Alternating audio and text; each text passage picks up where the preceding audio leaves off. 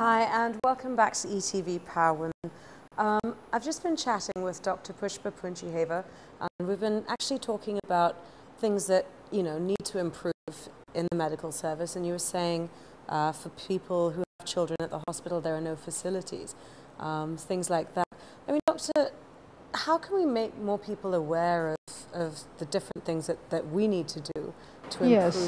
Now, when I started work at Ridgeway, I sort of, after having had conversations with another doctor called Dr. Samanya Subhadan, he is the ENT surgeon. Right. We felt that it's time for the public to be aware of what's going on at Ridgeway, and we need more funds because the government just can't afford to provide 100% free health care. Yeah.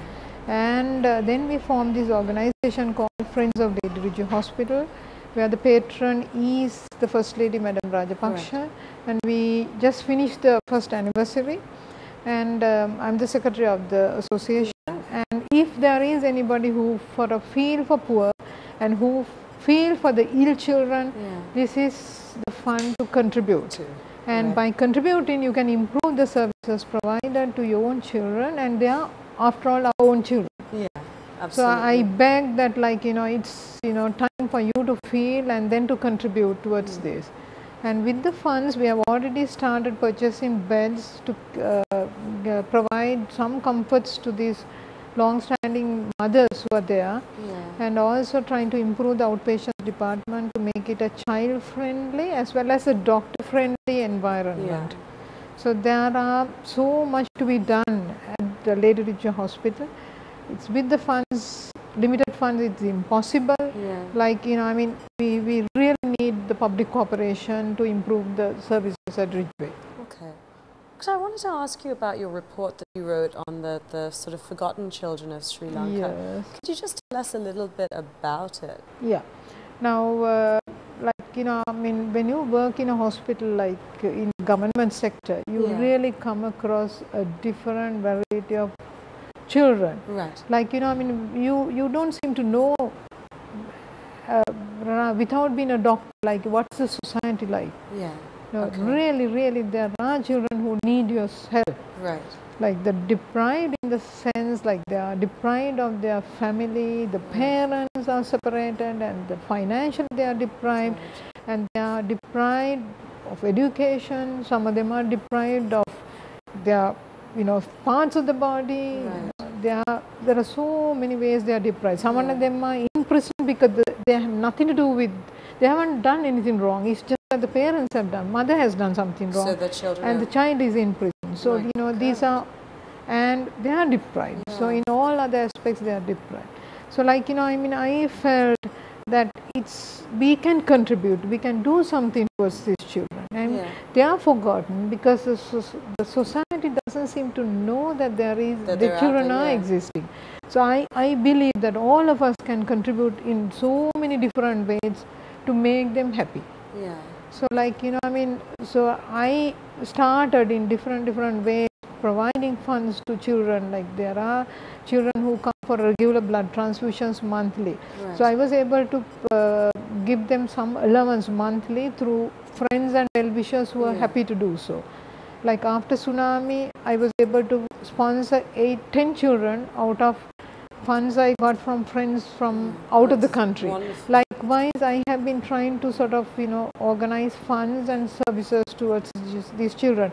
So that, with that intention only, the Sannyasa also came up, along with the stimulation which I got from the physiotherapists attached to Chitra Lane, the school.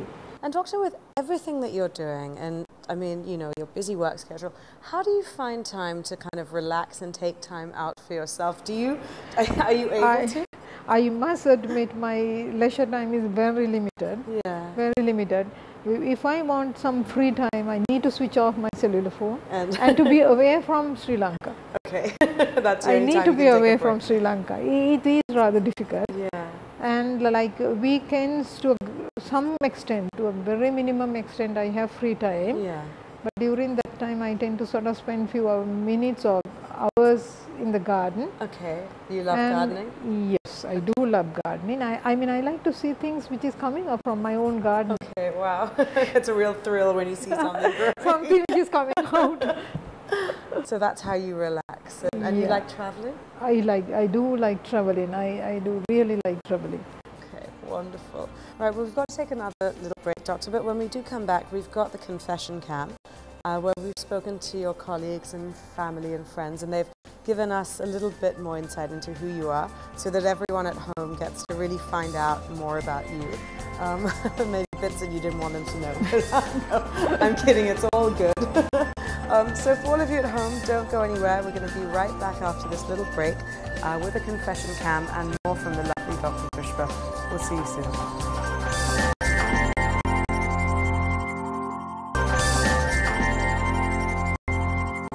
Hi, and welcome back to ETV Power Women. We've been having a really fascinating chat actually with Dr. Pushpa, and Doctor, we're now going to have a look at the confession cam to see what your colleagues have to say about you. So why don't we take a look at it now?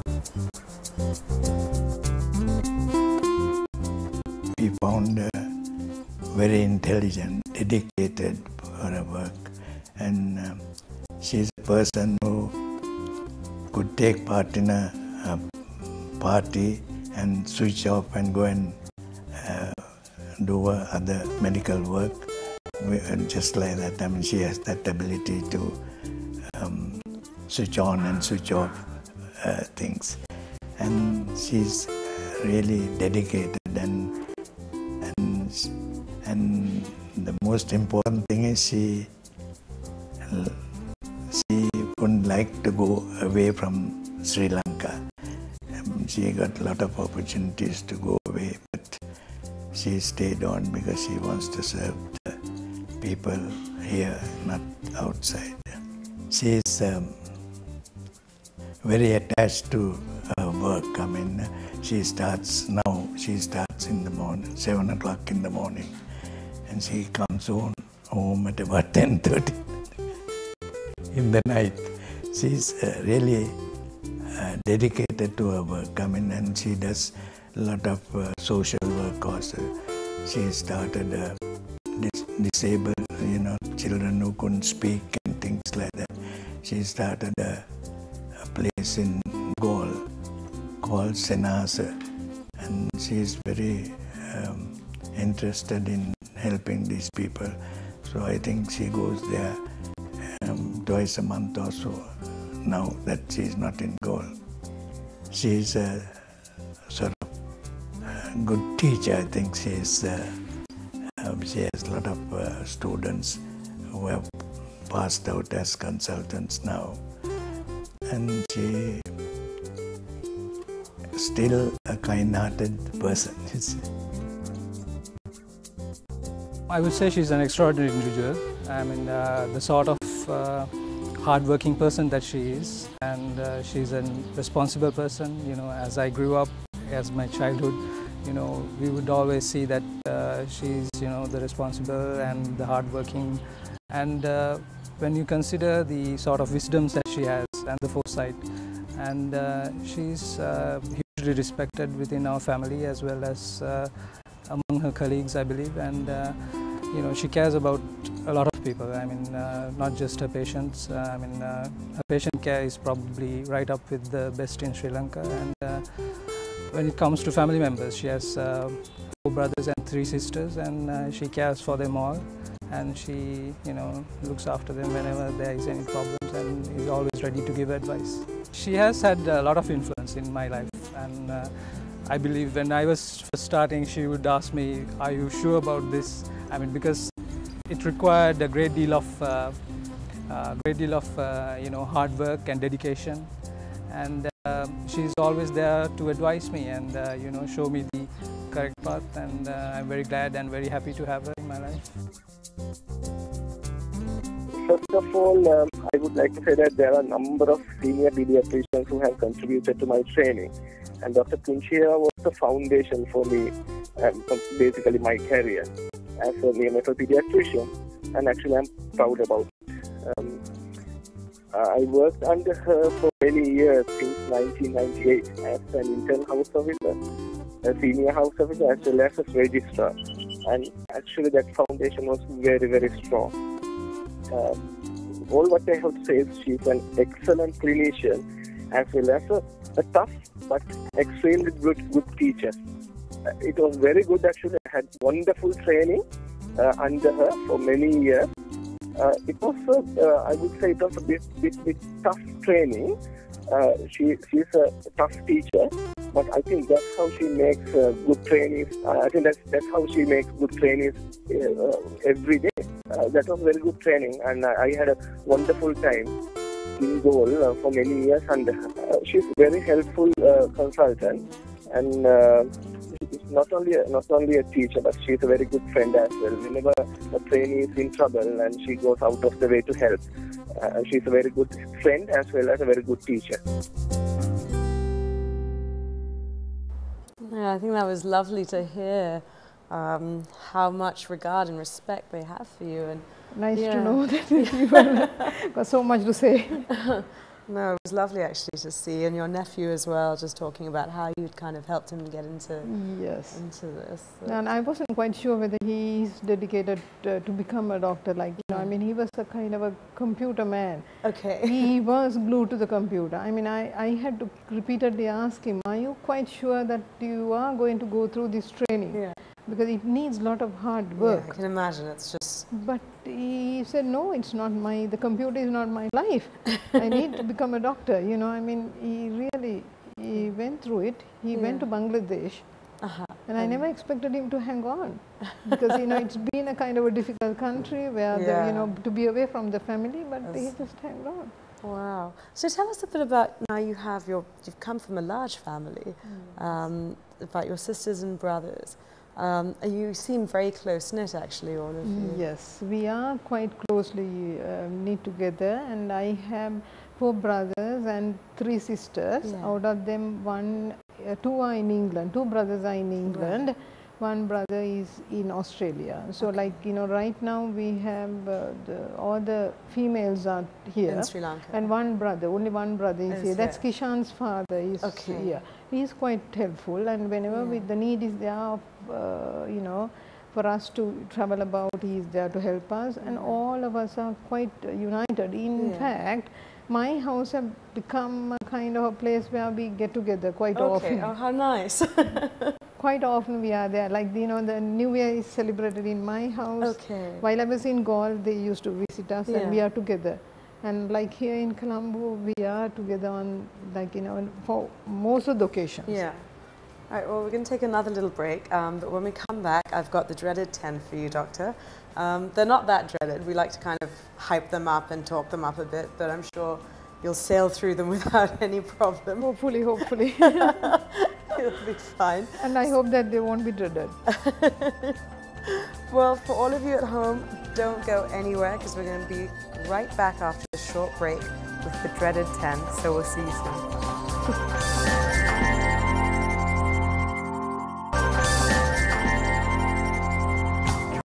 Hi, and welcome back to ETV Power Women. We've come to that part of the show where we put our lovely guest in the hot seat and ask her the dreaded 10, which are not that dreaded, so don't worry, Doctor, I'm sure you'll be fine. Are you ready for them? Yeah. Yeah? Okay. Is there a cure for the common cold? Actually, there is no need for a cure, no need for treatment for a common cold. Common cold is actually following a viral fever. It's a virus which is causing this, and there is no need for treatment. And in fact, there is no treatment for viruses. So viruses are self-limiting conditions. Where do you go to find true peace? Probably be in my own house, in my own room. In your own house? Okay. In my own room. Okay. Would you ever condone euthanasia?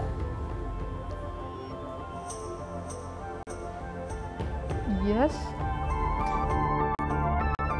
Do you regret not having children?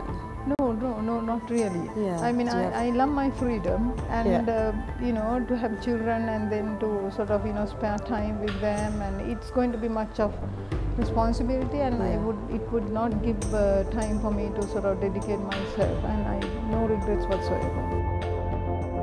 Are you ever rude to strangers? At times, but of course, you know, it really has to be a kind of a very difficult circumstance where I have been rude, but of course very rarely. What would you do free of charge? Quite like often I see patients when they can't afford, and also like provide services whenever they need, advice mostly, and food and clothing. When was the last time you looked in the mirror? Almost daily I look at my face. If you were to die and come back as someone or something, what would it be? I want to be a doctor. You want to be a doctor again? Okay. What career other than your own would you like to have tried? Probably a kind of a pilot. Yeah, Okay. pilot. Oh really? Okay, that's interesting. If you realized that the world was ending tomorrow, what would you do? Would probably give away what I own Okay. to all the needy people, desperate people, including my family members, and see what they like to, whether they want to enjoy. But of course, you know, if it's going to end up tomorrow, there was no point. And so pray for everybody, and then, you know, be ready, prepare for death. That was the dreaded 10, which you sailed through without any problems. So I don't think they were as dreaded as you were expecting. Thank you very much for being, you know, I mean, not providing me with really dread ones. Well, Doctor, we've come to the end of the show, and I have to say it's been really lovely having you here. And I think, you know, I've learned so much actually from the things that you were talking about. So it's been a real eye-opener for me, and it's been a real pleasure having you here. And I know how incredibly busy you are. So thank you very much for coming on this show. Yeah, thank you very much for providing me this opportunity so that, you know, I could sort of voice the opinion of the sick children who are in need of services, so that, you know, I mean, this has become a forum, so that, like, you know, some people at least who are not aware of the difficult circumstances would have got to know. Well, thank you so much, and thank you so much for bringing it all to our attention. It's been a real pleasure having you. Thank you very much, Minoli. And for all of you at home, don't forget next week we've got another guest, so don't forget to tune in. And if you'd like a little bit more information about the show, please log on to our website. It's www.etvpowerwomen.blogspot.com, and we will see you again with our guest next week. Goodbye.